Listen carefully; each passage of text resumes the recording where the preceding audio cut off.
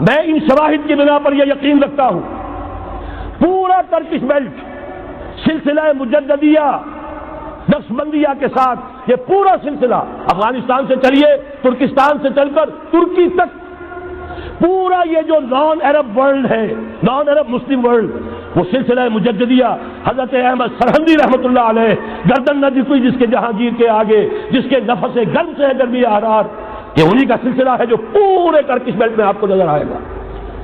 پھر شاہ ولی اللہ جیسا مفکر. بہرحال یہ تمام شواہد ہیں اور میرے لیے تو سب سے بڑے شواہد جو ہے اب وہ احادیث دیکھیے جو حضور نے بیان فرمائی. جب یہ مارکا گرم ہوگا ایک حدیث ہے حضور فرماتے ہیں ابن ماجہ کی روایت ہے حضرت عبداللہ ابن حارث رضی اللہ تعالی عنہ سے یخرج ناس من المشرق یؤتون للمہدی یعنی سلطان ہی. جب اس عالم عرب میں دیکھیے ایک بات میں عرض کر چکا ہوں بڑی تلخ بات ہے عالم عرب ہمارا بہتر حصہ ہے افضل حصہ ہے ان کو اللہ نے فضیلت ہم سے بہت زیادہ دی ہے. سب سے بڑی فضیلت کہ محمد خود صلی اللہ علیہ وسلم عرب سے یہ رتبہ بلند ملا جس کو مل گیا. پھر مستقل فضیلت اللہ کا کلام ان کی زبان میں موجود ہے مادری زبان. لہذا اگر انہوں نے کوتاہی کی انہوں نے پیٹھ دکھائی بہت بڑے مجرم ہیں اس میں کوئی شک نہیں. اور یہی وجہ ہے یہ سارے ملاحب وہی ہونے ہیں. ایسی ایسی بھاری جنگیں حضور فرماتے ہیں اتنے لوگ ہلاک ہوں گے کہ پرندہ اڑتا چلا جائے گا اترنے کی جگہ نہیں ملے گی لاشیں ہی لاشیں ہوں گی. یہ شکل ہونے والی ہے. اور میں تو چونکہ ایک مضمون اور کتابچے کی شکل میں بھی شائع ہو چکا ہے اس میں کہ حضور کی اس حدیث کے حوالے سے میری امت پر بھی وہ سب کچھ وارد ہوگا جو سابقہ امت پر ہوا اسی کے حوالے سے عرض کر چکا ہوں.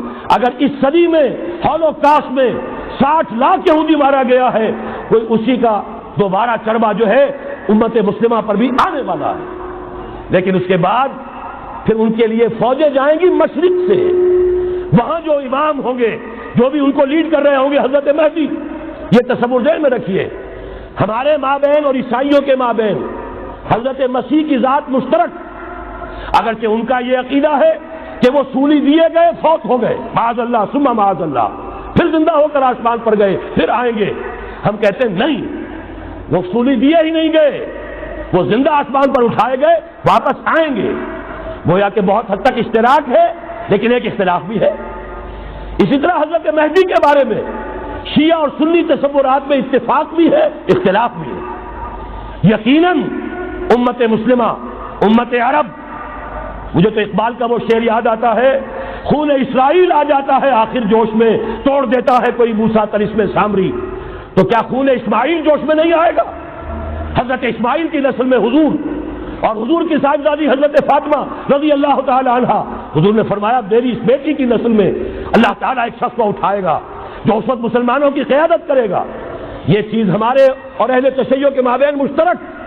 فرق یہ ہے وہ سمجھتے ہیں کہ ان کے 12ویں امام کہ جو آج سے 1200 برس قبل روپوش ہو گئے تھے وہ ظاہر ہوں گے. ہمارے نزدیک نہیں وہ پیدا ہوں گے نو مولود ہوں گے عام انسانوں کی طرح آئیں گے ہوں گے نسل فاطمہ میں سے رضی اللہ تعالی عنہا اور وہ اس وقت عربوں کی قیادت کریں گے. خون اسماعیل آ جائے گا آخر جوش میں اور کوئی حضرت مہدی وہ آئیں گے اور اٹھیں گے اور قیادت کریں گے دجال سے مقابلہ کریں گے اور اس ملاحم کے اندر قیادت فرمائیں گے. لیکن ان کی مدد کے لیے مشرق سے فوجیں آئیں گی. گویا کہ پہلے مشرقی کسی ملک میں یہ نظام قائم ہو چکا ہوگا کوئی ایسی طاقت وجود میں آ چکی ہوگی کہ جب وہاں بھٹی دہکے گی تو وہاں کے مسلمانوں کی امداد مشرقی ممالک سے جائے گی. اور ایک دوسری حدیث میں یہ تو ترمذی کی روایت ہے کتب حدیث میں 30ویں نمبر پر کتاب یہی ہے صحیح بخاری صحیح مسلم پھر یہ جامع ترمذی. اس میں حضرت ابو ہریرہ سے روایت ہے یخرج من خراسان رایات سود. خراسان میں بتا چکا ہوں حضور کے زمانے کا خراسان افغانستان کچھ حصہ پاکستان کا کچھ روسی ترکستان کی آزاد ریاستیں جو ابھی ہوئی ہیں تھوڑا سا حصہ ایران کا یہ خراسان بزرگ یہ اولڈ گریٹر خراسان. یہاں سے فوجیں چلیں گی سیاہ علم برآمد ہوں گے اور کوئی طاقت انہیں روک نہ سکے گی ان کا منہ پھیر نہ سکے گی یہاں تک کہ وہ ایلیا حضور کے زمانے میں یروشلم کا نام تھا یہاں تک کہ ایلیا میں جا کر نصب ہو جائے. گویا کہ یہ جو ہمارے ہاتھ سے نکلا ہے قبضے سے پہلے بھی عربوں کے ہاتھوں سے نکلا تھا بیت المقدس یروشلم، عرب واپس نہیں لے سکے تھے، کرد خون صلاح الدین ایوبی اس نے واپس لیا، عربوں میں دم نہیں رہا تھا، عیاشیوں کی وجہ سے کھوکھلے ہو چکے تھے۔ میں تجھ کو بتاتا ہوں تقدیر امم کیا ہے، شمشیر و ثنا اول، طاؤس و رباب آخر۔ یہی وجہ ہے کہ تقریباً 20 صدی کے بعد ان کی حکومت ختم، آسمارا حق بود در خون بارت برزمی بر زوال ملک مستعصم امیر المومنین۔ یہ ہوا کہ نہیں ہوا؟ جبکہ آئے ہیں تاتاری ہورڈز، اور جنہوں نے کہ آخری خلیفہ بنو عباس اسے محل میں سے نکالا ایک کھال کے اندر لپیٹ کر اور اپنے گھوڑوں کے سوؤں تلے کچل دیا۔ عرب معزول کر دیے گئے تھے، لیکن اب دوبارہ عربوں کو جب سہارا ملا ہے، لیکن اب بھی انہوں نے کہیں اسلام قائم نہیں کیا۔ کوئی روس کا غلام رہا، کوئی امریکہ کا غلام رہا، کسی نے اس کا ساتھ دیا، کسی نے اس کا ساتھ دیا۔ تہذیب ہے تو مغربی، تمدن ہے تو مغربی، وضع میں تم ہو نصارہ تو تمدن میں ہنود۔ یہ مسلمان ہیں جنہیں دیکھ کے شرمائے یہود۔ یہی معاملہ جب ان کا ہوا تو اب اللہ تعالیٰ کی طرف سے ان کے اوپر وہ عذاب کی بھٹی گرم ہونے والی ہے۔ لیکن اس کے بعد پھر یہاں سے جائیں گے وہ جو ان کی مدد کریں گے، اور یہ ایلیا کو واپس لینے والے، یہ مشرق سے چلنے والے لشکر ہوں گے۔ یہ 2 حدیثیں ابھی سن لیجئے، اور تیسری حدیث یہ ہے، حضور نے فرمایا، یہ سنن نسائی کی روایت ہے، قال رسول اللہ صلی اللہ علیہ وسلم عصابتان من امتی احرزهم اللہ من النار احرزهم اللہ من النار، میری امت کے 2 لشکر ایسے ہوں گے جنہیں اللہ نے آگ سے نجات دے دی ہے، پہلے ہی سے ڈکلیئرڈ ہے۔ عصابۃ تغزو الہند، ایک لشکر کے جو ہند پر حملہ آور ہوگا، وعصابۃ تکون مع عیسیٰ ابن مریم علیہ السلام، اور دوسرا لشکر وہ ہے جو حضرت عیسیٰ کے ساتھ جا کر اور ان کے ساتھ مل کر یہودیوں کے خلاف جنگ کرے گا۔ میں اس حدیث کا جو مطلب سمجھتا ہوں واللہ عالم، یہ اسی علاقے میں جب انقلاب آ جائے گا، یہ علاقہ خراسان اور پاکستان، جب یہاں نظام خلافت قائم ہوگا، یہاں سے اسلام کی توسیع ہوگی، اور یہاں سے جانب مشرق ہند اور جانب مغرب یہ جو یہودیوں کا سیلاب آ رہا ہے، ان دونوں کا مقابلہ کرنے کے لیے انشاءاللہ العزیز، ورنہ یہ عصابتان جو ہے ایک حدیث میں جمع کرنے کی کوئی اور حکمت ہو نہیں سکتی، ورنہ تو ہندوستان سے کئی لشکر آئے ہیں، لیکن یہ کہ در حقیقت اسی وقت جبکہ عالم عرب میں وہ بھٹی دہکے گی، اسی وقت یہاں انقلاب آ چکا ہوگا، ایک طرف یہاں سے مدد کے لیے لشکر جائیں گے کہ جو مسلمان عرب جو ہے ان کی مدد کریں گے، حضرت مہدی کے جھنڈے تلے لڑیں گے، حضرت مہدی کی حکومت کو مستحکم کریں گے، یؤتون للمہدی، دوسری طرف وہ ہندوستان کی طرف پیش قدمی کریں گے، اور یہیں سے جیسے اس وقت سیلاب نکلا تھا جزیرہ نما عرب سے، ایک داہنی طرف ایک بائیں طرف، ایران، افغانستان، ترکستان، ادھر مصر، لیبیا، الجزائر، مراکش، موریتانیہ، اسی طریقے سے انشاءاللہ اسی علاقے سے اس کا آغاز ہوگا اور بات آگے بڑھے گی۔ تو غرض اثر حاصل کیا ہے؟ یہ ہونا ہے، پچھلے آثار ثابت کر رہے ہیں کہ ہونا ہے، حضور کی احادیث بتا رہی ہے کہ یہی سے ہونا ہے۔ ہوا صرف یہ ہے ہم بھٹک گئے، ہمیں اپنی منزل یاد نہ رہی۔ میں تو بہرحال ان لوگوں میں سے ہوں جنہوں نے نعرے لگائے تھے پاکستان کا مطلب کیا، لا الہ الا اللہ۔ میں سن 46 میں یہاں حبیبیہ ہال میں قائد اعظم نے مسلم اسٹوڈنٹ فیڈریشن کے جس اجلاس کو خطاب کیا تھا، ضلع حصار سے جو 2 ڈیلیگیٹ آئے تھے ان میں سے ایک میں تھا۔ میں نے بہرحال اس تحریک میں بھی حصہ لیا ہے، ایک ننھے کارکن کی حیثیت سے لیا ہے، پھر حالات کو بدلتے اپنے آنکھوں سے دیکھا ہے، ہم کہاں سے کہاں جا پہنچے ہیں۔ ضرورت صرف اس بات کی ہے کہ آج ہمارا حال یہ ہے، ہماری قیادت، ہماری سیاست ان لوگوں کے ہاتھ میں ہے کہ وہ فریب خوردہ شاہی کے پلاح و کرکسوں میں اسے کیا خبر کہ کیا ہے، تب وہ تاب جاویدانہ، ان کی تہذیب مغربی، ان کی ذہنیت مغربی، ان کی وضاقتہ مغربی، ان کا تمدن مغربی، ان کی سوچ مغربی، ان کے سارے اطوار مغربی۔ لہذا در حقیقت ایک تو یہ کہ ان سے چھٹکارا پانا، اور دوسرے یہ کہ در حقیقت مغرب کی تمام طاقتوں کو للکارنے کے لیے اس قوم کے اندر سے جذبہ ایمان، جذبہ جہاد کو برآمد کرنا، یہ 2 کام ہیں جو کرنے ہیں، اور اگر ہم یہ کر لیں گے، جیسا کہ میں نے آیت آپ کو سنائی تھی، اللہ کا کوئی وعدہ غیر مشروط نہیں، ایمان اور عمل صالح، ایمان اور جہاد، یہ وعدے پورے کرو گے تو اللہ کا وعدہ بھی پورا ہوگا۔ لیکن ظاہر بات ہے جیسے یہودیوں نے یورپ کو فتح کیا اور آج وہ مغرب یہودیوں ہی کے زیر اثر ہمیں فتح کرنے پر تلا ہوا ہے۔ آج نوٹ کیجئے، جس طرح 3 اطراف سے یہودیوں نے حملہ کیا یورپ پر، میں اس کا تذکرہ کر چکا ہوں، آج ہم پر بھی اسی طرح کا 3 pronged اٹیک ہے۔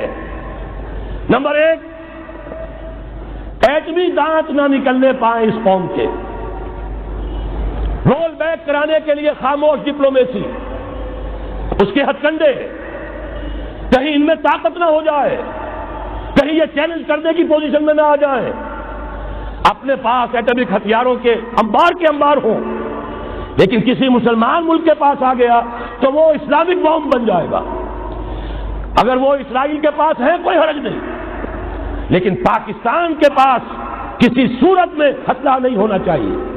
کمزور رکھو، ہمارے دستے نگر رہے، ہماری ہی مرضی پر، ہمارے چشم ابرو کے اشارے پر حرکت کریں۔ نمبر 2، اباحیت، بے حیائی، عریانی، فحاشی، اس کا سیلاب، اور سب سے بڑھ کر خاندانی نظام کو برباد کرنے کے لیے یہ بہبود آبادی کا پروگرام۔ اور دیکھیے جادو وہ جو سر چڑھ کر بولے، مسلمانوں کے ہاتھوں کرا رہے ہیں۔ قاہرہ میں کانفرنس کرائی ہے ایک مسلمان ملک میں، اور یہ کہ اس کو آرگنائز کرنے والی ایک پاکستانی مسلمان عورت۔ یہ ہے در حقیقت کہ وہ لوگ اگر کرنا بھی چاہتے ہیں تو اس کا الزام بھی براہ راست اپنے اوپر نہیں، بلکہ یہ کہ خود کوئی مسلمان ہو جو یہ کام کرے۔ اب جو سیلاب آئے گا، جس کے لیے مدد بھی دی جا رہی ہے، اس سے ہمارے سارے بندے حیا ٹوٹ کر رہ جائیں گے، خاندانی نظام درم برم ہو کر رہ جائے گا۔ جو ابھی تک اللہ کا شکر ہے کہ ہمارے ملک کے اندر انٹیکٹ ہے کچھ اوپر کا طبقہ جو بالکل ہی مغربی تہذیب میں رنگا گیا ہے، ورنہ ہمارے ہاں خاندان کا نظام ابھی انٹیکٹ ہے۔ لیکن یہ کہ یہ سیلاب بھی بڑی شدت سے آ رہا ہے، یہ چیزیں بیک وقت کیوں ہو رہی ہیں؟ اور تیسرا اور سب سے زیادہ سٹل وار، سب سے زیادہ یوں سمجھیے کہ جو لطیف، جو کہ ایک طرح کا احسان جتایا جا رہا ہے، ڈالروں کی اب یلغار۔ اب یہاں پر امریکی سرمایہ، ڈالر چاہے مشرق سے آئے چاہے مغرب سے آئے، وہ یہودیوں کا اعلی کار ہے۔ آپ نے اگر $1 نوٹ کا اگر کبھی نقشہ دیکھا ہو، اس کے اوپر جو سگنیا بنا ہوا ہے، جو نشان ہے، وہ کیا ہے؟ پیرامڈ، احرام مصر۔ یہ کن کے لیے اہمیت رکھتے ہیں؟ ہزار یہودیوں کا خون اور ان کی ہڈیاں ان پیرامڈز کے تلے دبی ہوئی۔ جب یہ احرام بنائے گئے تھے، یہ یہودی وہاں غلامی کے دور میں تھے، بیگار ان سے لی جا رہی تھی، بڑے بڑے پتھر جب گرتے تھے تو پسنے والے یہودی ہوتے تھے۔ یہ ان کی اپنی جیسے ہولوکاسٹ، جیسے انہوں نے اس کو اپنا سمبل بنایا ہوا ہے، اسی طریقے سے پیرامڈ، مصر کا پیرامڈ، یہ گویا کہ ان کے اس زوال کا ایک نشان ہے، اور اس پر ایک آنکھ بنی ہوئی ہے، ایک آنکھ، کانے دجال کی آنکھ، وہ دیکھ رہی ہے۔ عجیب ہے یہ سمبل۔ نیچے لکھا ہوا ہے نووس آرڈو سکلورم، اور یہ در حقیقت 1776 جو نیچے لکھا ہوا ہے وہ رومن حروف کے اندر یہ 1776 ہے، جو میں بتا چکا ہوں آرڈر آف ایلومیناٹی وساپ نے قائم کیا تھا۔ عام دنیا یہ سمجھتی ہے کہ شاید یہ امریکہ کا یوم آزادی ہے، سن آزادی ہے۔ 1 مئی اس آرڈر آف ایلومیناٹی کی تاسیس 1 مئی کو ہوئی ہے۔ یہ 1 مئی جو منایا جاتا ہے، دھوکہ یہ دیا گیا ہے کہ یہ شکاگو کے جو مزدور ہیں ان کی یادگار ہے۔ حقیقت میں یہ 1 مئی اور 1776 آرڈر آف دی ایلومیناٹی کی تاسیس کی تاریخ ہے۔ یہ تمام معاملہ سمجھ لیجئے۔ ڈالر در حقیقت ہم نے ابھی تازہ ندائے خلافت میں نعیم صدیقی صاحب کی نظم شائع کی ہے، 45 برس بلکہ شاید اس سے بھی زیادہ عرصے کی پرانی نظم ہے جو ہم نے شائع کی ہے۔ ڈالر میرے اس دیش کو ناپاک نہ کرنا، اور میں تو انہیں داد دیتا ہوں جو کچھ انہوں نے، شاعر کہتے ہیں اس کو جو صاحب شعور ہے، اس صاحب شعور نے جو مشاہدہ کیا ہے کہ ڈالر آئے گا تو کیا آئے گا ہمارے ہاں، اس کی پوری داستان اس تازہ ندائے خلافت میں ہم نے نہ معلوم کہاں سے اس کو کھود کر نکلوایا ہے۔ ہم ان کا احسان مانتے ہیں کہ انہوں نے اپنی یہ پرانی نظم، اب ان کی جماعت تو سب بھول بھال گئی ان چیزوں کو، اس لیے وہ اسے تج کر باہر بھی اب آ گئے۔ بہرحال ہمیں تو ان کی ایک ایک چیز جو ہے، مجھے تو وہ شعر آج کا اگر آپ نے جنگ کا میرا کالم پڑھا ہو، میری تو فکر کے اندر رچ بس گیا ہے۔ پاکستان کے بارے میں جب کہا تھا، اے آندھیوں سنبھل کے چلو اس لیار میں، امید کے چراغ جلائے ہوئے ہیں ہم، ہماری امیدوں کے چراغ ہے یہ، اسلام کا گہوارہ بننے والی ملک ہے یہ، اس کو ہم نے قائم کیا تھا اسلام کے لیے۔ یہ آندھیاں نہ چلیں، اس ملک کو ہم نے اسلام کے چراغ جو ہے ہم نے اس میں روشن کیے ہوئے ہیں. اے آندھیوں سنبھل کے چلو اس لیار میں، امید کے چراغ جلائے ہوئے ہیں ہم. بہرحال یہ تیسرا سیلاب ہے، ننگی سرمایہ داری، جس کی پھر لعنتیں ہوتی ہیں. ایک طرف فقر، ایک طرف احتیاج، ایک طرف بھوک، ایک طرف دولت کے انبار. پہلے بھی ہمارے ہاں فرق کم نہیں ہے، لیکن اب جو ہوگا اگر یہ بات پوری ہو گئی تو وہ ننگی سرمایہ داری، اور سرمایہ داری ہی در حقیقت یہود کا سب سے بڑا ہتھ کنڈا ہے. یہ بینکنگ کا نظام، یہ سارا کا سارا سودی نظام، یہ IMF، یہ ورلڈ بینک، یہی تو ان کے سب سے بڑے ادارے ہیں. تو واقعہ یہ ہے کہ تین طرف سے ہم پر حملہ ہو رہا ہے. اور یہ سود کے بارے میں کیا کہا تھا اقبال نے؟ اغربا آخر چمی زائد فتن، اس سود کے ام الخبائث کے پیٹ سے سوائے فتنوں کے اور کیا برآمد ہو سکتا ہے؟ کس نہ داند لذت قرض حسن، کسی کو قرض حسنہ کی لذت یاد نہیں رہی. بغیر سود کے قرض دو. تمہارے پاس فاضل رکھا ہوا ہے، کسی بھائی کو دو کہ وہ اپنی معاشی گاڑی کا پہیہ چلا لے، پھر اصل واپس لے لینا. اگر اتنی ہمت نہیں ہے کہ ان تصدقوا فهو خیر لکم، صدقہ ہی کر دو تو سب سے اچھا ہے، دے ہی ڈالو اپنا فاضل سرمایہ. یسألونک ماذا ينفقون قل العفو، مت رکھو اپنے پاس، یہ گندگی ہے. لیکن اگر بڑے ہی کم ہمت ہو تو کم سے کم قرض حسنہ دو، اپنی اصل رقم واپس لینا. کس نہ داند لذت قرض حسن، اضربا جاں سیرا دل تو خشت و سنگ. اس لیے کہ سود کے ذریعے سے انسان کے اندر تاریکی پھیل جاتی ہے. دل جو ہے اینٹ کے مانند، پتھر کے مانند سخت ہو جاتا ہے، کٹھور. ثم قست قلوبکم فہی کالحجارۃ او اشد قسوۃ. آدمی درندہ بے دندان و چنگ، اور انسان بغیر اس کے کہ بھیڑیوں والے دانت ہوں اور بھیڑیوں والے پنجے ہوں، بھیڑیا بن جاتا ہے. بہرحال اب کرنے کا کام کیا ہے اس کو سمجھیے. اس پوری صورتحال کا میں نے آپ کے سامنے نقشہ پیش کر دیا. ایک طرف مغرب سے نیو ورلڈ آرڈر، جو نیو ورلڈ آرڈر ہے، اس وقت کی سپریم پاور آن ارتھ امریکہ کی سرپرستی میں بڑی تیزی کے ساتھ حملہ آور ہے. دوسری طرف وَمَكَرُوا وَمَكَرَ اللَّهُ وَاللَّهُ خَيْرُ الْمَاكِرِينَ، اللہ کو پامردی مومن پہ بھروسہ، ابلیس کو یورپ کی مشینوں کا سہارا. اللہ تعالیٰ نے اسرائیل کا توڑ پاکستان قائم کیا. اللہ تعالیٰ نے اس کے لیے 300 برس کی تاریخ، اس کی تمہید میں مجددین امت یہاں پیدا کیے، یہاں قرارداد مقاصد پاس کرا دی 20ویں صدی عیسوی کے وسط میں، کہ اکبر نام لیتا ہے خدا کا اس زمانے میں. بینک انٹرسٹ کو ربا، سود حرام قرار دیا. یہ سارے شواہد ہیں. اب ضرورت صرف ایک بات کی ہے، ایک زبردست عوامی تحریک اٹھے. یہ عوامی تحریک کیسی ہو؟ نمبر 1، فرقہ واریت سے بلند ہو. یہ فرقہ واریت جو اس وقت بہت بڑا فتنہ بن گیا ہے، جس کی کشیدگی بڑھتی چلی جا رہی ہے، اس کے اندر اگر ہم قوم کی حیثیت سے اگر ملوث ہوتے چلے گئے، آخری تباہی آ جائے. فرقہ واریت سے بلند، سیاسی کشمکش سے بلند. یہ سیاسی کشاکش، یہ حزب اختلاف، حزب اقتدار، اس سے بلند، اس سے کوئی بحث نہیں، کوئی دلچسپی نہیں. علاقائیت یا لسانی قومیت، اپنے دنیاوی حقوق کی فکر مت کرو، بلکہ آخرت کی فکر کرو، اور یہاں اس کی اصل منزل خلافت کے نظام کی فکر کرو. ان تمام چیزوں کو پورا کرتے ہوئے یہاں پہ نظام خلافت قائم کیا جائے. یہ ہے واحد علاج. اور اسی کے لیے للکارنے کے لیے، اسی کے لیے دعوت دینے کے لیے ہم نے اس تحریک خلافت پاکستان کا آغاز کیا. تنظیم اسلامی نے اپنے لیے ہدف معین کیا ہے نظام خلافت علی منہاج النبوہ کا قیام، پہلے پاکستان میں اور پھر کل نوع عرصی پر. اب میں چند منٹوں میں آپ کو بتاؤں گا کہ وہ نظام ہے کیا. دیکھیے، اس موضوع پر میں پاکستان کے تقریباً تمام بڑے شہروں میں اکثر جگہ 3 دن 2 گھنٹے کی تقریر کر چکا ہوں. سیاسی نظام کیا ہے، معاشی نظام کیا ہے، سماجی نظام کیا ہے. خلافت اب قائم ہوگی جو بہرحال 1400 برس قبل کی خلافت اور آج کی خلافت، وقت کے دریا میں بہت سا پانی گزر گیا ہے.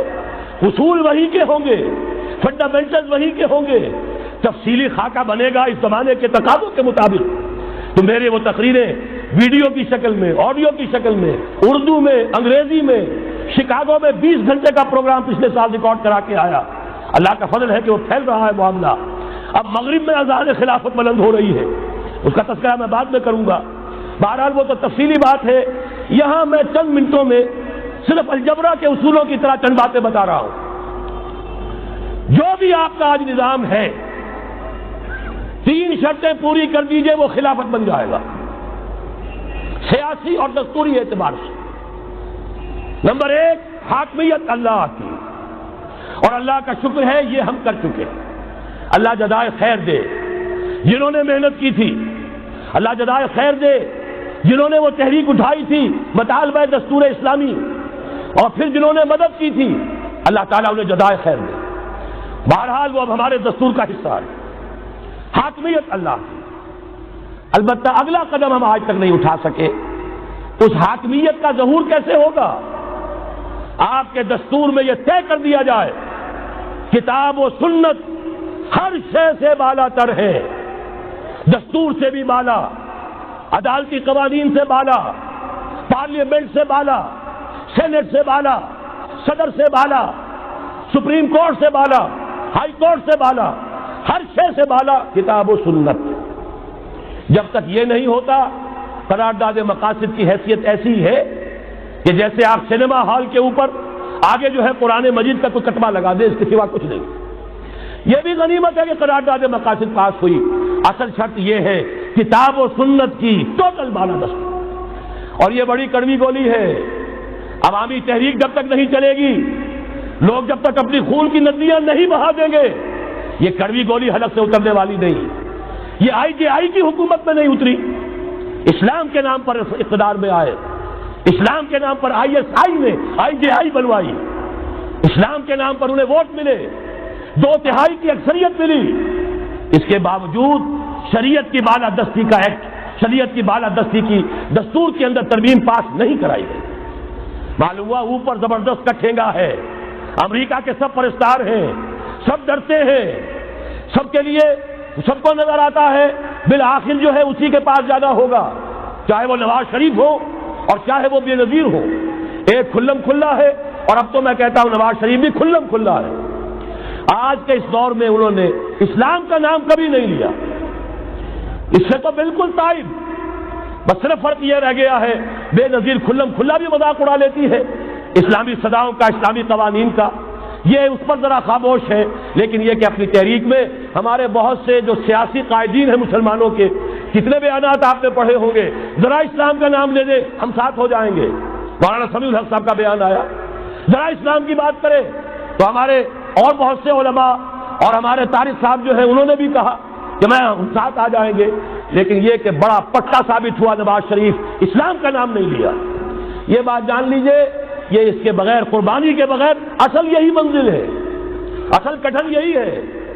یہ کتاب و سنت کی بالادستی، اس کو قبول کرنا، اختیار کرنا، یہ بغیر عوامی تحریک کے، بغیر قربانیوں کے ممکن نہیں ہوگا۔ بہرحال دوسری بات یہ، اور تیسری بات، کسی غیر مسلم کو نظام خلافت میں قانون سازی میں شریک نہیں کیا جا سکتا۔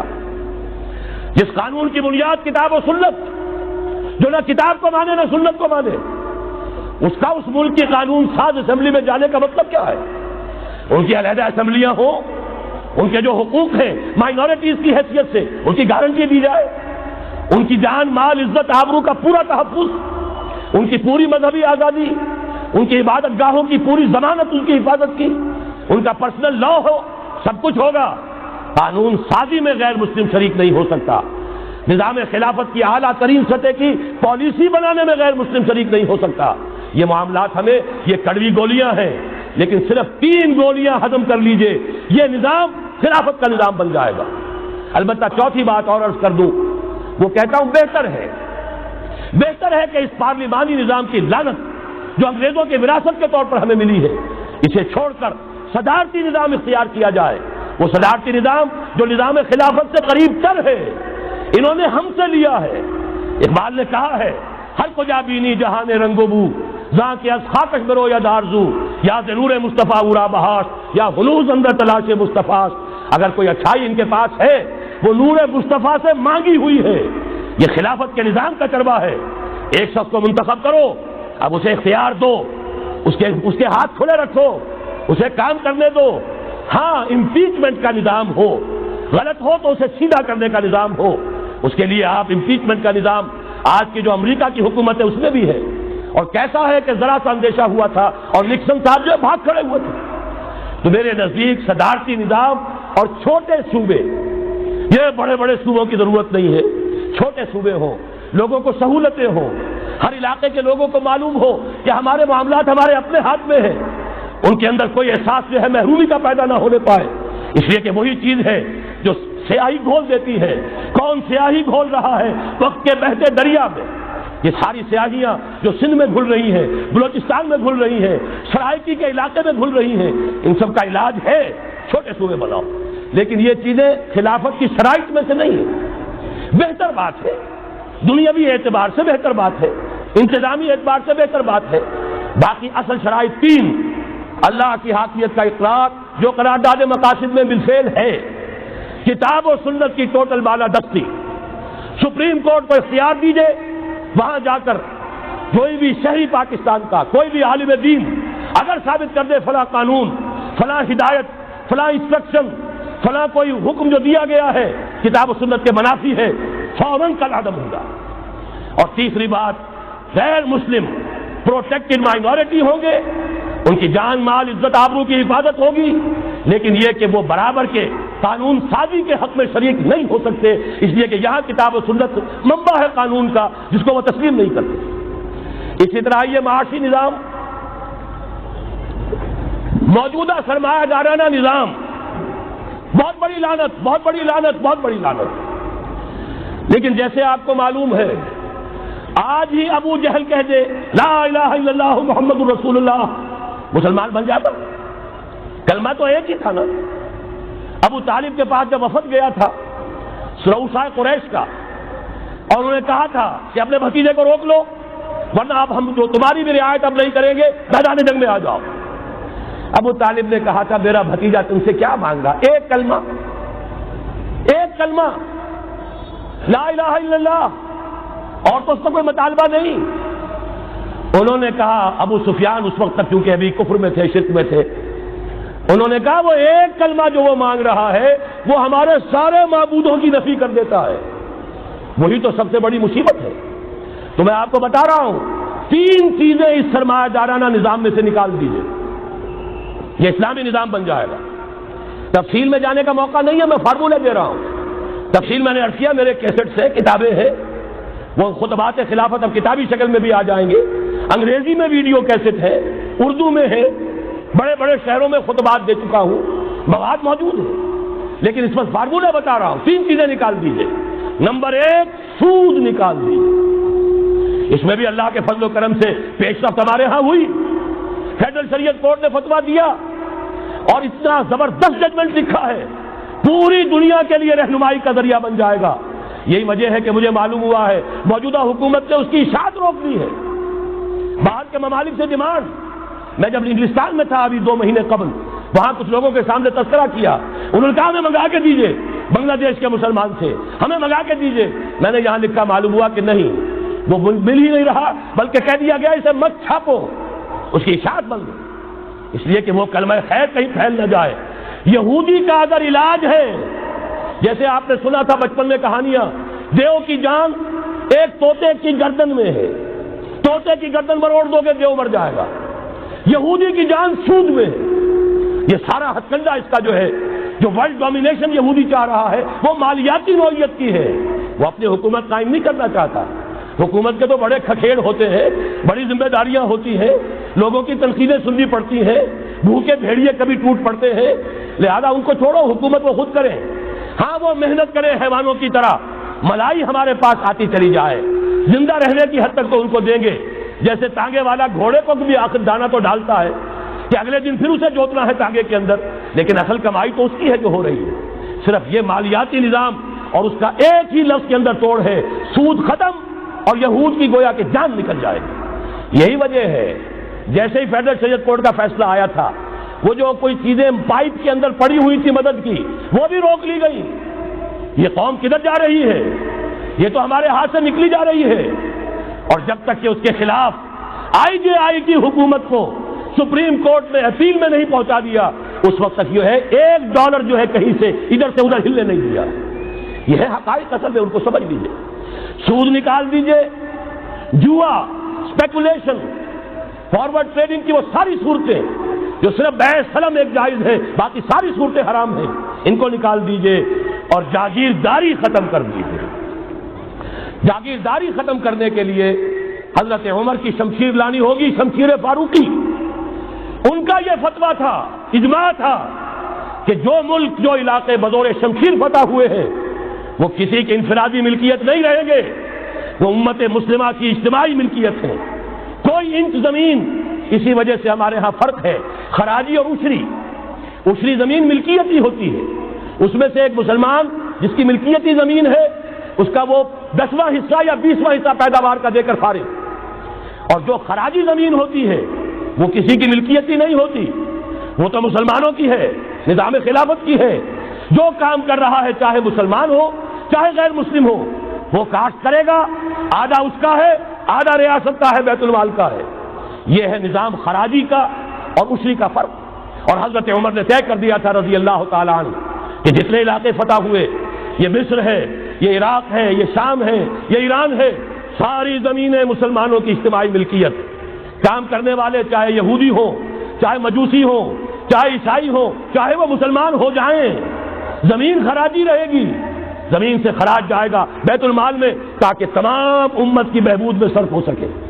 3 کام کر دیجئے، باقی ساری market forces, free economy, personal incentive, personal ownership, ساری چیزیں، سارے اصول جس کی وجہ سے کہ سرمایہ داری کو فتح حاصل ہوئی ہے کمیونزم کے اوپر، وہ سارے اصول اسلام کے اندر موجود ہیں. لیکن سود نکال دو، جوا نکال دو، جاگیرداری نکال دو. اب آؤ اوپن کمپٹیشن، سرمایہ کاری کرو. ابھی آپ نے نظم پڑھی، سرمایہ داری کو ختم کرنا ہے، سرمایہ کاری کو فروغ دینا ہے. یہ ہے اسلام کا نظام معیشت. البتہ اس میں چوتھی چیز، کفالت عامہ کے لیے زکوٰۃ کا نظام مکمل قائم کرو. ہر شہری کی بنیادی ضروریات کی پوری ذمہ داری اور کفالت نظام خلافت لیتا ہے. یہاں پھر میں مجبور ہوں کیا کروں، لیکن جب چھڑ گیا قیامت کا، بات پہنچی تیری جوانی تک، خلافت کا تذکرہ ہو اور حضرت عمر کا ذکر نہ آئے، ناممکن. خلافت کا نظام، جیسے آپ کہتے ہیں کہ گلاب کا پھول پورا کھلا ہوا ہے، للی ان بلوم، خلافت کا نظام پورا کھلا ہوا حضرت عمر کے دور میں نظر آتا ہے. اسی وقت کہا تھا حضرت عمر نے رضی اللہ تعالیٰ عنہ کہ اگر دجلہ و فرات کے کنارے کوئی کتا بھی بھوکا مر گیا تو قیامت کے دن عمر ذمہ دار ہوگا. اور جانور تک کا معاملہ ہے. مجوسی کو دیکھ لیا تھا، بوڑھے کو، ایک کہ جو بھیک مانگ رہا تھا، وہاں کے عامل اور گورنر سے ایکسپلینیشن کال کی، یہ بھیک کیوں مانگ رہا ہے؟ جب یہ جوان تھا، کام کر سکتا تھا، تم اس سے جزیہ لے رہے تھے. اب یہ بوڑھا ہو گیا ہے، کما نہیں سکتا، تم نے اسے بھکاری بنا دیا ہے، اس کا وظیفہ مقرر کرو. ظاہر بات ہے غیر مسلم ٹیکس دیں گے، مسلمان زکوٰۃ دیں گے، مسلمانوں کے لیے زکوٰۃ سے کفالت عامہ ہوگی، غیر مسلموں کے ٹیکسوں کے ذریعے سے. وہی نظام جو آج یورپ میں ہے، اسکینڈینیوین کنٹریز میں ہے، برطانیہ میں ہے، ان امپلائمنٹ الاؤنس ہے، یا یہ کہ اور ویلفیئر کا نظام ہے. لیکن اسلام کا مکمل ترین ویلفیئر نظام زکوٰۃ کے تحت ہے، اور اس میں گارنٹی ہے ہر شہری کی بنیادی ضروریات انڈر ریٹن، ان کی ذمہ داری ریاست کے ذمہ. حضرت عمر ہی کا زمانہ تھا کہ لوگ اپنی زکوٰۃ لے کر پھرتے تھے، لینے والا کوئی نہیں ہوتا تھا. اس کا بھی میں مسئلہ آپ کو سمجھا دینا چاہتا ہوں. میں نے تو عرض کیا تھا، میں تو مدرس ہوں، عوامی مقرر نہیں ہوں. میں تو چاہتا ہوں آپ چیزیں سمجھ کر اور ان کا علم آپ کا جو ہے حاصل کر کے اٹھیں، لوگوں کو پھر پہنچائیں. یہ کیسے ہو گیا جبکہ زکوٰۃ جو ہے وہ تو اسلامی ریاست میں نظام خلافت میں حکومت لیتی ہے؟ پھر کیسے ہو گیا کہ لوگ اپنی زکوٰۃ لے کر پھر رہے، لینے والا کوئی نہیں؟ اس کو بھی جان لیجئے. جیسے زمین کی 2 قسمیں میں نے بیان کی، خراجی اور عشری، ایسے ہی زکوٰۃ کے قابل جو مال ہے اس کی بھی 2 قسمیں ہیں. اموال باطنہ، گھروں میں رکھی ہوئی کوئی نقدی ہے، کوئی زیور ہے، کوئی اور ایسی چیزیں ہیں، یہ اموال باطنہ کہلاتی ہیں. اس کی زکوٰۃ جبراً حکومت نہیں لے گی. اگر اس کی زکوٰۃ جبراً حکومت لے تو گھروں کی تلاشیاں لینی پڑیں گی، جا کے تکیے پھاڑ پھاڑ کے دیکھنے پڑیں گے کہ کہیں کچھ رکھا ہوا تو نہیں ہے. یہ معاملہ مسلمانوں کی ان کی اپنی نیت پر، ایمان پر، اللہ کے ساتھ ان کے خلوص و اخلاص پر چھوڑ دیا. ہاں اموال ظاہرہ، دکان میں 5 لاکھ کا مال پڑا ہے، 2.5% دے دو. گودام میں 10 لاکھ کا مال پڑا ہے، 2.5% دے دو. تمہارا کارخانہ ہے بہت بڑا، اس کی زمین معاف، بلڈنگ معاف، مشینری معاف، ٹولز معاف، لیکن جو سرمایہ چل رہا ہے چاہے وہ خام مال پڑا ہے چاہے فنشڈ، ٹوٹل کی مالیت کے اوپر 2.5% دے دو. یہ ہے زکوٰۃ جس کو بدنام کیا ضیاء الحق صاحب نے. صرف سود جو ہے، سود والا جو صرف بینکوں کے اندر ڈپازٹ ہے، اس سے 2.5% لے کر اسے زکوٰۃ قرار دے دیا. حالانکہ وہ تو کچھ زکوٰۃ نہ ہوئی، سود کا کمیشن ہوا، اس کے سوا کچھ بھی نہیں. زکوٰۃ تو یہ ہے کہ ہر دکاندار، اور مجھے یقین ہے مسلمان دے گا، آپ اسے انکم ٹیکس جیسے لعنتی ٹیکس سے نجات دیجئے جس نے اسے جھوٹ بولنے پہ مجبور کیا ہوا ہے. یہ لعنتی ٹیکس ہے در حقیقت کہ جس نے ہر شخص کو جھوٹا بننے پر مجبور کر دیا ہے. ان کو ختم کریں. زکوٰۃ تو مسلمان اپنے ایمان کے تقاضے پر دے گا، اور وہ دے گا اور خوشی سے دے گا. لہذا یہ پورا نظام جو ہے اس کو اختیار کیا جائے زکوٰۃ کے، تو پوری ویلفیئر اسٹیٹ، دنیا کے بلند ترین معیارات کی ویلفیئر اسٹیٹ قائم ہو جائے، جو حضرت عمر نے کہا تھا کہ کوئی کتا بھی بھوکا اور پیاسا نہ رہے. اب آئیے تیسرا معاملہ سماجی. یہاں بھی 3 ہی باتیں کہوں گا. ترقی ہے، تعلیم ہے، ان میں کوئی رکاوٹ نہیں. خواتین کام کریں، کوئی رکاوٹ نہیں. کیا چیز نکالنی ہے؟ بے حیائی، بے حجابی، عریانی نکال دو. ستر و حجاب انفورس کرو. سیگریگیشن، عورتوں کے اسکول علیحدہ، مردوں کے علیحدہ، عورتوں کے کالج علیحدہ، مردوں کے علیحدہ، عورتوں کی یونیورسٹی علیحدہ، مردوں کی علیحدہ، عورتوں کے اسپتال علیحدہ، مردوں کے اسپتال علیحدہ. کسی درجے میں تو ہمارے ہاں ہے. اس کو آگے بڑھاؤ، یونیورسٹی بناؤ. اسی طریقے سے ہسپتال میں، مردوں کے ہسپتال میں عورتوں کو نرس رکھنا کیوں لازم ہے؟ کیا مرد نرسنگ نہیں کر سکتے؟ کیا فوج کی جو فارورڈ یونٹس ہوتے ہیں میڈیکل، کیا ان میں عورتیں جاتی ہیں نرسوں کی حیثیت سے؟ جہاں اصل ضرورت ہوتی ہے، کسی کا بازو اڑ گیا ہے، کسی کی ٹانگ اڑ گئی ہے، کسی کا پیٹ چاک ہو گیا ہے، آنتیں باہر ہے، بڑی ٹینڈر نرسنگ کی ضرورت ہے، وہاں تو عورت نہیں جاتی، وہاں تو میل نرسز ہے. تو مردانہ اسپتالوں میں مردوں کو نرس رکھو، زنانہ اسپتالوں میں عورتوں کو نرس رکھو. عورتیں مریض ہوں، عورتیں ڈاکٹر ہوں، عورتیں جو ہے نرسنگ کریں. وہاں کی انتظامیہ بھی عورتوں کو دیجیے. پھر یہ ہے کہ ساری پرائمری ایجوکیشن عورتوں کو دے دیجیے. چھوٹی عمر کے بچے ہیں، انہیں عورت کے اندر اللہ تعالیٰ نے جو شفقت مادری رکھی ہوئی ہے فطری طور پر، ضرورت ہے اس ٹینڈر ایج میں. تو ارادہ اگر ہو جائے تو ہر کام ہو سکتا ہے. ارادہ چاہیے. یہ کہ بے ستری، بے حجابی، عریانی، فحاشی کا خاتمہ کرو. نمبر 2، شراب اور منشیات کا خاتمہ کرو. اس کے لیے آئرن ہینڈ بلکہ آئرن فسٹ کی ضرورت ہے. یہ کر کے دکھایا، ایرانیوں نے کر کے دکھا دیا. ہم سے کہیں زیادہ گرے پڑے تھے، ہم سے کہیں زیادہ یہ خرابیاں ان کے معاشرے میں موجود تھیں. کر کے دکھایا کہ نہیں کر کے دکھایا؟ یہ ہو رہا ہے. لہذا یہ کہ یہ کام کیا جائے، اور زنا اور قذف کے جو اصل اللہ تعالیٰ کی طرف سے، اللہ کے رسول کی طرف سے جو سزائیں ہیں اور حدود اور تعزیرات ہیں، ان کو نافذ کیا جائے. یہ 3 چیزیں کر دیجئے، یہی معاشرہ ہوگا. کوئی یہ نہیں کہتا کہ صحراؤں میں جا کر آباد ہو، کوئی آپ سے یہ نہیں کہتا کہ جائیے دوبارہ اونٹوں پہ سفر شروع کیجئے. جو ترقی ہوئی ہے، اللہ تعالیٰ نے علم دیا ہے انسان کو، اللہ تعالیٰ نے ٹیکنالوجی عطا فرمائی انسان کو، اور رحمان کا دیا ہوا علم ہے. علم آدم الاسماء کلھا، یہ اسی علم اسماء کا ظہور ہے پوری دنیا کے اندر. اسے خیر کا، برکت کا ذریعہ بناؤ. میں نے 3 باتیں بتائیں آپ کو. نمبر 1، اللہ کی حاکمیت، کتاب و سنت کی ٹوٹل بالادستی. نمبر 3، اور غیر مسلموں کو قانون سازی میں شریک نہیں کیا جاتا. وہ پروٹیکٹڈ مائنورٹی، ان کی جان، مال، عزت و آبرو کی حفاظت کا ذمہ ہے، مذہبی آزادی کا ذمہ ہے، لیکن وہ ہماری قانون سازی میں، اعلیٰ ترین سطح کی پالیسی سازی میں شریک نہیں ہو سکتے. نمبر 2، یہی سارا نظام، یہی سرمایہ کارانہ نظام، سرمایہ دارانہ نظام کو 3 چیزیں نکال دیں گے، وہ سرمایہ دارانہ نہیں رہے گا، سرمایہ کارانہ ہو جائے گا. یہ سرمایہ کارانہ نظام، سود نکال دو، جوا نکال دو، جاگیرداری ختم کر دو، یہی رحمت ہو جائے گی. اللہ کی ربوبیت عامہ، ربوبیت کاملہ کے آپ کو منظر نظر آئیں گے. جاگیرداری کا خاتمہ کر دیجئے. اسی طریقے سے بے حجابی، فحاشی، عریانی. نمبر 2، شراب اور منشیات. نمبر 3، جو اصل جو حدود ہیں شریعت کے، ان کو نافذ کیجئے تاکہ معاشرہ اسلامی معاشرہ بنے.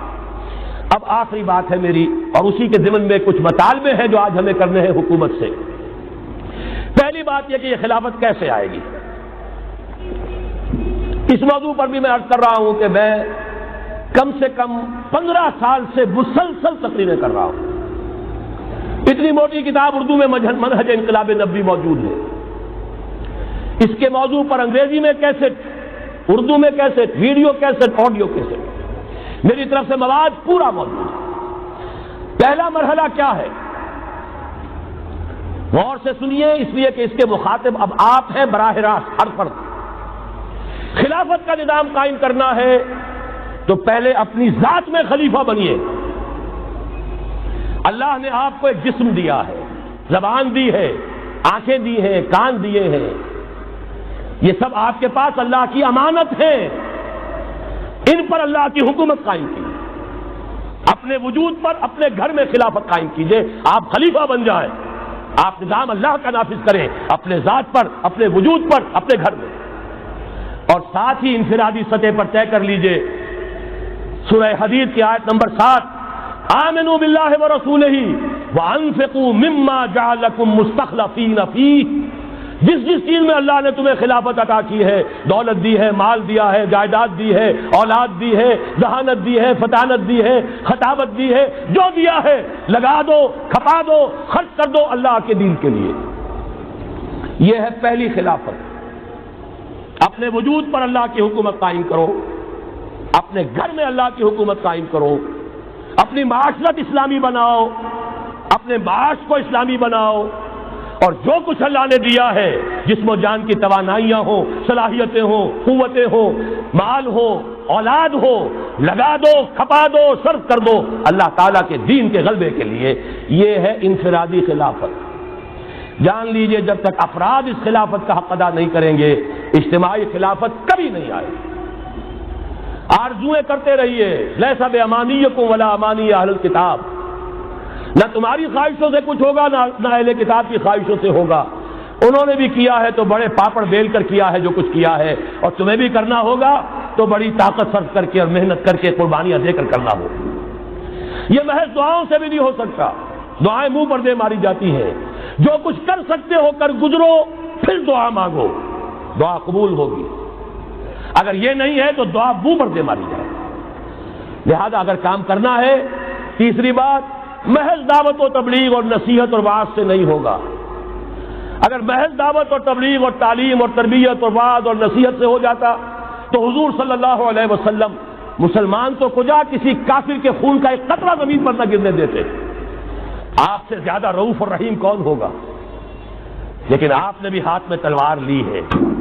وانزلنا الحدید، ہم نے لوہا اتارا ہے، فیہ باس شدید، اس میں جنگ کی صلاحیت ہے، ومنافع للناس، لوگوں کے لیے اور فائدے بھی ہیں۔ توا پر ہاتھ پھکنی چمٹا بھی بنا لیتے ہو، لیکن اصل میں یہ ہے جنگ کے اسلحہ کے لیے، اور یہ تمہیں اس لیے دیا گیا وَلِيَعْلَمَ اللَّهُ مَن يَنصُرُهُ وَرُسُلَهُ بِالْغَيْبِ، کون ہے جو اس ہتھیار کو ہاتھ میں لے کر کھڑے ہوں اور اللہ اور اس کے رسولوں کی مدد کرے۔ اللہ اور رسول کی مدد سے مراد کیا؟ اس کا نظام خلافت قائم۔ تو محض دعوت و تبلیغ سے نہیں ہوگا، اور انتخابات سے تو بالکل نہیں ہوگا۔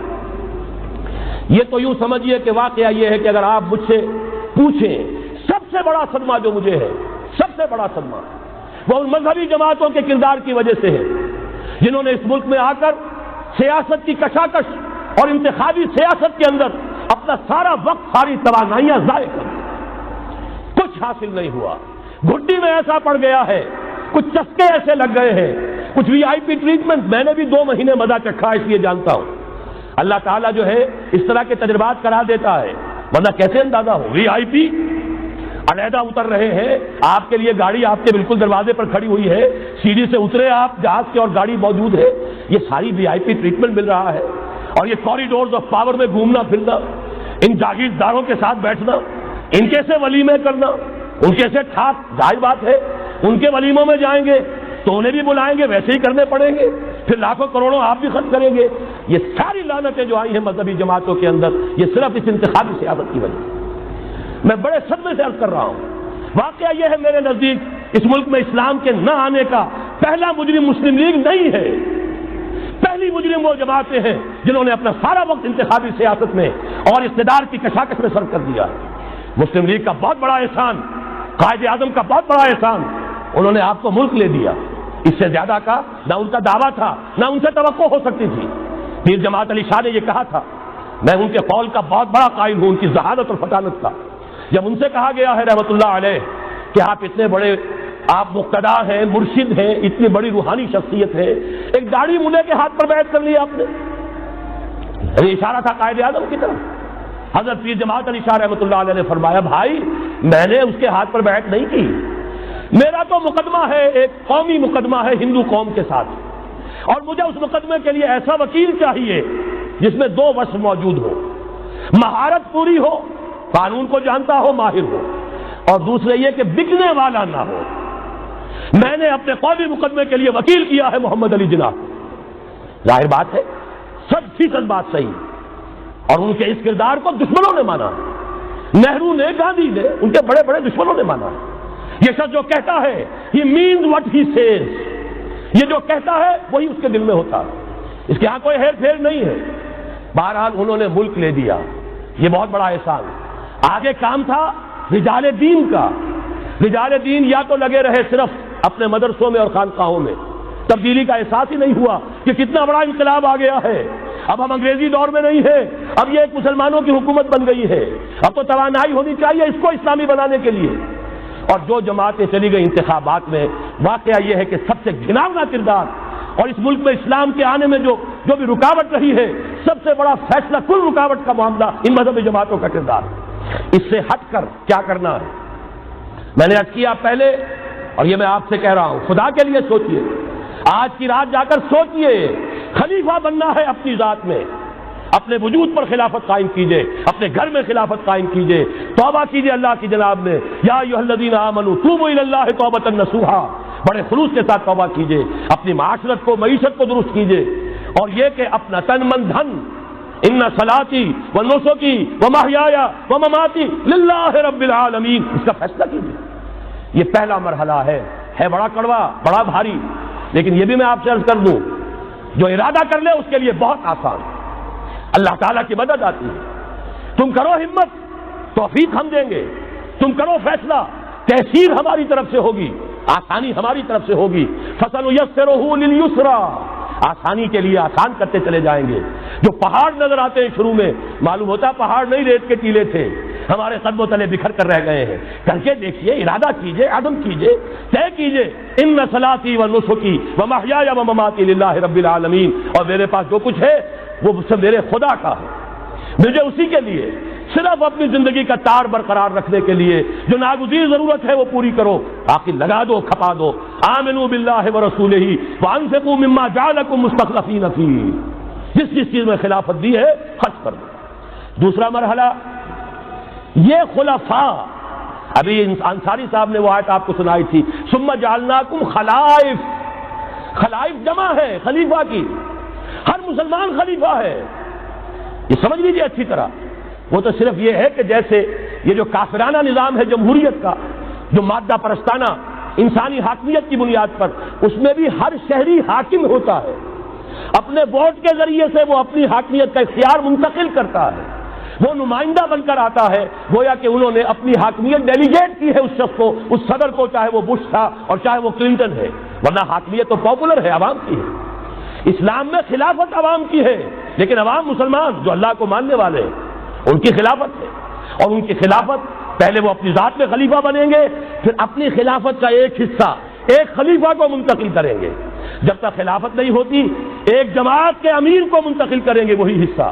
علیکم بالجماعہ, طاقت بنو, قوت بنو, علیکم بالجماعہ, ید اللہ علی الجماعہ, اللہ کی تائید, اللہ کی نصرت, اللہ کی طرف سے برکت جماعت پر آتی ہے, افراد پر نہیں آتی.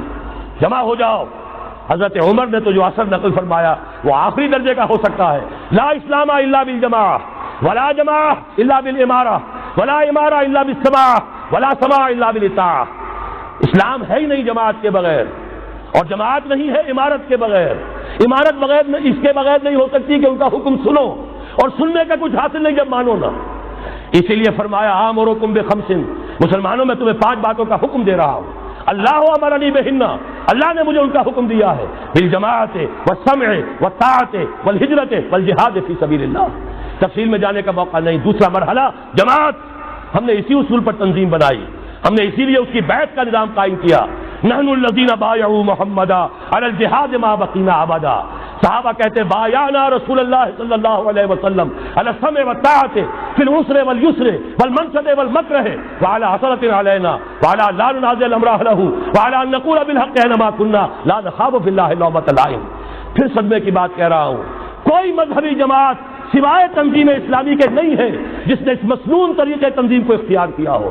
اللہ کا شکر ادا کرتے ہوئے کہہ رہا ہوں، تحدیثا للنعمہ کہہ رہا ہوں، اس بیعت کی سنت کو تازہ کیا ہم نے، جماعت بنائی ہم نے۔ ہمارے ہاں بیعت رہ گئی تھی صرف پیری مریدی کی بیعت، صرف اصلاح نفس کی بیعت۔ اصل بیعت وہ در حقیقت جو مسنون بیعت ہے وہ بیعت جہاد ہے، وہ بیعت جماعت ہے، تاکہ اللہ کے دین کو قائم کرنے کے لیے، خلافت کو برپا کرنے کے لیے اجتماعی جدوجہد کی جا سکے۔ اس کے بعد یہ جماعت کیا کرے گی؟ وَلْتَكُن مِّنكُمْ أُمَّةٌ يَدْعُونَ إِلَى الْخَيْرِ وَيَأْمُرُونَ بِالْمَعْرُوفِ وَيَنْهَوْنَ عَنِ الْمُنكَرِ۔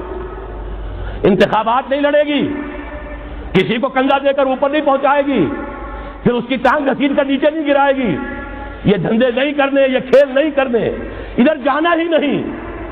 یہ تو ایک ہی تھیلی کے چٹے بٹے، یہ ایک ہی نظام، دونوں امریکہ کے یکساں غلام، دونوں جو ہے اسی سیکولرزم کا دودھ پی کر، سود کا دودھ پی کر کوئی جمع ہوا ہے، اور کوئی جاگیرداری کی گھٹیاں اس کی گھٹی میں پڑی ہوئی ہے، یہ اس کی پیداوار ہے۔ ان میں سے کسی کے ساتھ کوئی خیر نہیں ہے، لیکن یہ ہے کہ الیکشن تو جب بھی کراؤ گے وہی آئیں گے۔ لاکھ آپ تیسری قوت بننے کی امید میں ایئر مارشل اصغر خان بوڑھے ہو گئے، دور اسکار ہوئے، از عمر رفتہ ہوئے۔ اب قاضی حسین احمد صاحب تیسری قوت بننے کی فکر میں آئے تھے، کبھی وہ طاہر القادری صاحب تیسری قوت بننے کی فکر میں آئے تھے۔ جب تک یہاں جاگیردارانہ نظام ہے، کون سی تیسری قوت آ سکتی ہے؟ مت ماری گئی ہے، عقلیں جو ہیں بیچ کھائی ہیں، کیا ہوا ہے؟ کبھی تو آخر ہوش آنا چاہیے۔ یہ وہی آئیں گے، ایک لغاری نہیں دوسرا لغاری، ایک مزاری نہیں دوسرا مزاری، یہ تو وہی آئیں گے، انہی کا کھیل ہے۔ ایک بہت بڑا تمندار سر جمال خان لغاری، اس کا پوتا آج ہے آپ کا صدر۔ ایک اور بہت بڑا تمندار، دونوں سر تھے، سر شاہ نواز بھٹو، اس کی پوتی وزیر اعظم۔ یہ تو ان کا جو ہے میوزیکل چیئرز کا گیم ہے۔ تم نے خامخواہ جا کر اپنے آپ کی اپنی عزت کا بھی ڈھیلا کرایا، اپنی جو ہے وہ اوقات ضائع کیے ہیں۔ اس کی بجائے کرنا کیا ہے؟ نہیں انل منکر، بدی سے روکو۔ جب تک طاقت نہیں ہے کافی، طاقت فراہم کرتے رہو، جمع کرو۔ اعدوا لهم ما استطعتم، اپنی نفری بڑھاؤ، تربیت بڑھاؤ، ایثار اور قربانی کا مادہ بڑھاؤ، نظم کی پابندی کا جذبہ بڑھاؤ، بڑھاتے رہو بڑھاتے رہو۔ با نشہ درویشی در ساز و دما دمزن جو پختہ شوی خدرا بر سلطنت جمزن۔ جب طاقت کافی ہو جائے اب میدان میں آؤ، للکارو، کہو اب نہیں چلنے دیں گے اس حرام کام کو، نہیں چلنے دیں گے اس ملک میں سود کو، نہیں چلنے دیں گے اس ملک میں جاگیرداری کو، نہیں چلنے دیں گے یہاں بے حیائی اور فحاشی کو۔ گھیراؤ کریں گے، پکیٹنگ کریں گے، کسی کی جان اور مال کو نقصان نہیں پہنچائیں گے، اداروں کا گھیراؤ ہوگا، ان تمام چیزوں کی برائیوں کا استحصال ہوگا، پھر گولیاں چلیں، سینوں پر کھائیں گے۔ اللہ وہ دن لائے اور ہمیں اس کے لیے اہل بنائے۔ شہادت ہے مطلوب و مقصود مومن، نہ مال غنیمت نہ کشور کشائی، اس کے سوا کوئی راستہ نہیں ہے۔ اس کے بغیر جو بھی خواب دیکھتا ہے جنت الحمقاء میں رہتا ہے، یا اپنے آپ کو دھوکہ دے رہا ہے، یا دوسروں کو دھوکہ دے رہا ہے، اور کوئی امکان نہیں ہے۔ ایک ہی راستہ ہے، اگر محمد الرسول اللہ اور ان کے ساتھیوں کو انہی وادیوں میں سے گزرنا پڑا، اگر طائف کا پتھراؤ محمد الرسول اللہ کو اپنے جسم اطہر پر ڈھیلنا پڑا، دندان مبارک محمد الرسول اللہ کے شہید ہوئے، خون کا فوارہ ان کا چھوٹا، سینکڑوں صحابہ جن میں حضرت حمزہ جیسے بھی ہے، اسد اللہ و اسد الرسول، جن کی لاش کا نقشہ ابھی آپ نے سنا، ناک کٹی ہوئی ہے، کان کٹا ہوا ہے، پیٹ چاک کر کے کلیجہ چبایا گیا ہے۔ حضور کو جو صدمہ ہوا ہے، مدینے جب واپس گئے ہیں، انصار کے گھروں سے عورتوں کے بین کرنے کی آوازیں آئیں، اس وقت تک حرمت نہیں ہوئی تھی، اور عربوں کا رواج تھا جیسے ہمارے ہاں دیہات میں جس طرح خواتین نوحے کرتی ہیں، بین کرتی ہیں، اس وقت تک وہاں ان کے ہاں بھی رواج تھا، تو وہاں ہو رہا تھا۔ 70 صحابہ شہید ہوئے تھے، وہ کوئی ہر شہید کسی کا بیٹا تھا، کسی کا شوہر تھا، کسی کا بھائی تھا، کسی کے ساتھ کوئی اور رشتہ تھا، پورا مدینہ جو ہے ماتم کڑا بنا ہوا تھا۔ اس وقت حضور کی زبان سے بھی الفاظ نکل گئے، اما حمزہ تو فلا بواکی لہو، ہائے حمزہ کے لیے تو کوئی رونے والیاں بھی نہیں۔ تب انصار نے اپنے گھروں سے بھیجا خواتین کو حضرت صفیہ رضی اللہ تعالی عنہا کے ہاں، وہاں جاؤ اور تعزیت کرو۔ یہ ساری وادیاں ہیں جو طے کی ہیں محمد الرسول اللہ والذین معہ۔ سفر تبوک ہوا ہے جسے جیش الاسرہ کہا گیا ہے، ایسا مرحلہ بھی آیا ہے 3 مجاہدین کو 24 گھنٹے کے راشن میں 1 کھجور ملی، 1 کھجور 24 گھنٹے کا راشن۔ ان لوگوں نے یہ قربانیاں دی ہیں، اس کے بغیر نہیں ہوگا۔ تو ظاہر بات ہے اس کے لیے پہلے تیاری، کچے پکے لوگ اگر لے آئے تو خاک میں مل اور آگ میں جل، جب خشت بنے تب کام چلے۔ ان خام دلوں کے عنصر پر بنیاد نہ رکھ، تعمیر نہ کر۔ یہ تو پختگا خام ہے جب تک تو ہے مٹی کا ایک انبار، تو پختہ ہو جائے تو ہے شمشیر بے زنہار تو۔ وہ پختہ ہو جائے اب چکر مول لو، آگے بڑھو، للکارو، آنکھوں میں آنکھیں ڈالو، باطل کا مقابلہ کرو، اس کے استحصال کے لیے اپنی جانیں قربان کر دینے کو سب سے بڑی کامیابی سمجھو۔ یہی واحد راستہ ہے، اس کے سوا جب وہ مرحلہ آ جائے گا، اللہ کرے کہ وہ آئے، اور میں اب اس وقت تو بیان نہیں کر سکتا، وقت بہت ہو گیا ہے۔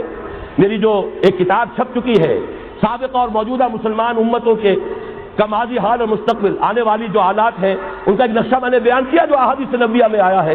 میرا اندازہ یہ ہے کہ اب معاملہ زیادہ دور کا نہیں ہے، بلکہ ہمارے لیے تو نہ دور کا ہے نہ دیر کا ہے، انشاءاللہ یہیں سے ہوگا۔ بس صرف یہ ہے کہ فریب خوردہ شاہی اور بھٹکا ہوا آہو جو ہے اسے پھر اپنی منزل یاد آ جائے۔ کبھی بھولی ہوئی منزل بھی یاد آتی ہے راہی کو، اور بھٹکے ہوئے آہو کو پھر سوئے حرم لے چل۔ اس کے لیے وہ رہنمائی درکار ہے، آپ میں سے ہر شخص رہنما بن کر اٹھے، اس دعوت کا مبلغ بن کر اٹھے، جیسے کہ حضور نے اپنے خطبے کے آخر میں فرمایا تھا فَلْيُبَلِّغِ الشَّاهِدُ الْغَائِبَ۔ اب جو یہاں موجود ہیں وہ اپنا فرض سمجھے کہ دوسروں کو پہنچائیں گے۔ اس حوالے سے یہ ہے کہ ہمارا لٹریچر، ہمارے ویڈیوز، آڈیوز، وہ ہم ہر چیز میدان میں موجود ہے، چیزیں استعمال کیجیے۔ اب میں چند